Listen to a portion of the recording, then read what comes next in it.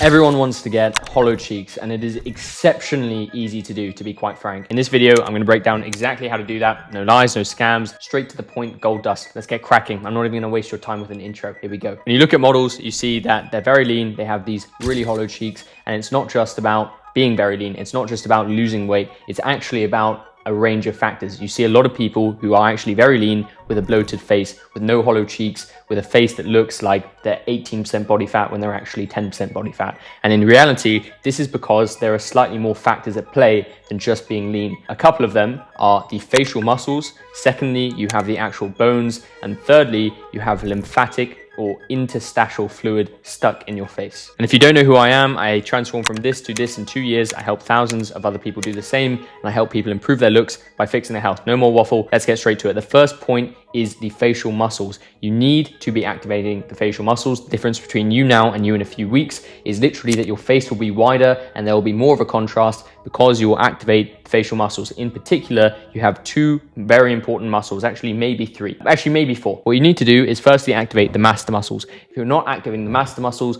there will be no contrast between your cheekbones, you won't get hollow cheeks, and you also won't be able to chew properly and actually be healthy. So in order to activate your masseter muscles, there are a couple very easy things. Firstly, you can do one of the things that I do, which is I use like a breath training device, which isn't actually intended to train your muscles, but I use it to breathe in, and as a result, I'm able to activate the muscles very efficiently without over-activating the buccal muscles, which are the cheek muscles that you don't want to activate. You actually want to deactivate them. In order to do that, all you really need to do is to swallow properly. You need to make sure that when you swallow, you're only using your tongue and not activating any of the facial muscles. I have separate videos on that. At the same time, in order to engage these masseter muscles, you can also chew, but you need to be chewing properly in order to engage them. If you're chewing badly, again, you're going to engage the buccal muscles, and if you're chewing even worse, you're going to engage the temporalis muscles. As a result, it's not bad to engage either. They all have their purpose, but you should be prioritizing the masseter muscles, not only because they are the strongest muscles in your face and are meant to be the main bulk of chewing, but because we've all got bad habits and as a result aren't chewing properly, and as a result we don't look as good, and as a result there are some melons who don't have hollow cheeks even though they're lean.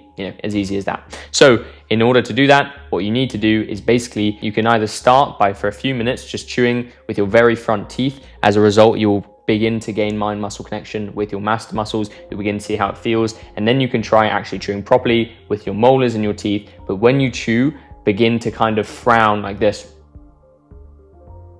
And you see that when I do that, I'm able to engage my masseters much more. And then you can progress to the final version of chewing, which I may or may not make a full video on, which is you want to basically bite down and then roll your lower jaw forward against the back of your teeth, like another like millimeter, like. And as a result, you'll be able to get more mind muscle connection with your masseters, and you'll do better engagement. If you want to then practice that once you've nailed that down with things like mastic gum to hypertrophy the muscles, that's the easiest way to do that, and then you'll be cooking. The second facial muscle is the orbicularis oris muscle. All you need to do to activate this is the CPS exercise, which again, I may make more in-depth videos on all of this, but essentially all you want to do is make a fish face, suck in your cheeks like this, and make the loudest popping sound possible. These muscles are what create the contrast. If you don't have these muscles activated, then you can't have this kind of hollow appearance. It's as easy as that. And you should do kind of 2 sets of 10 reps in the morning, just do it in the shower, as easy as that. And the final muscle, which I'm gonna talk about, is zygomaticus major and all these kind of zygomaticus muscles. The best way to do this is to basically deactivate the buccinator to maintain tension and pull your face upwards and outwards by activating the correct muscles. The easiest and most effective way to do this is to make sure that every single night you are sleeping with Zygo tape. This is foundational, because the reason that you activate certain muscles is because it needs to become a habit.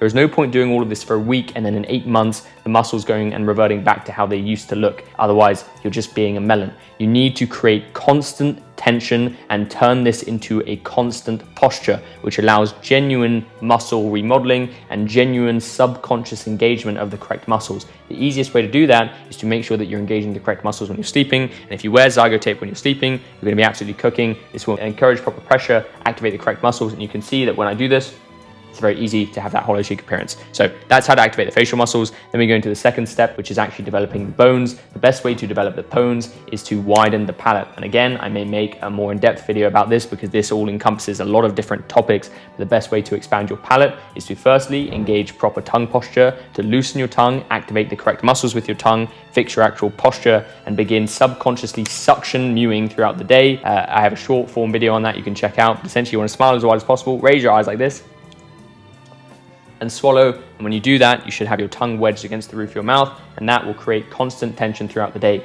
People think that your tongue can't remodel your face and adapt your bones. Well, it can. It can generate 500 grams of force, and you only need 1.7 grams of force to move a tooth. At the same time, in order to develop the bones, this is slightly not related to the actual bones, but in a sense it is, and I'm including it under this. You need to loosen the fascia within your face. If your fascia is not loose, then the fascia doesn't stretch and the bones don't adapt through mechanotransduction and through osteoblast. The best way to loosen the fascia within your face is to do something called zygo pulling, which is essentially put your thumbs inside your mouth, locate the divot just under your cheekbone, and literally just massage upwards and outwards. It will feel slightly sore, it will feel slightly weird because you hold a lot of fascial tension by the zygomatic maxillary suture, and you need to get rid of that in order to allow the bones to actually develop. Those are the two base things. You can also do thumb pulling, of course, which you would have seen me harp about. I just dropped a massive full video on that. That is the foundation, that's the speed boost to see quicker and faster results. But the tongue posture and the zygo pulling are two very important things, which I thought I'd mention in this video. But the final step is interstitial fluid and lymphatic drainage. You need to get rid of the interstitial fluid with your face to actually allow your face to appear as lean as your body. And the easiest way to do that is by simply activating the big 6 lymphatic drainage exercise, and secondly by doing lymphatic baths, or you can do the sauna instead of lymphatic baths. If you really don't have access to a sauna or a bath,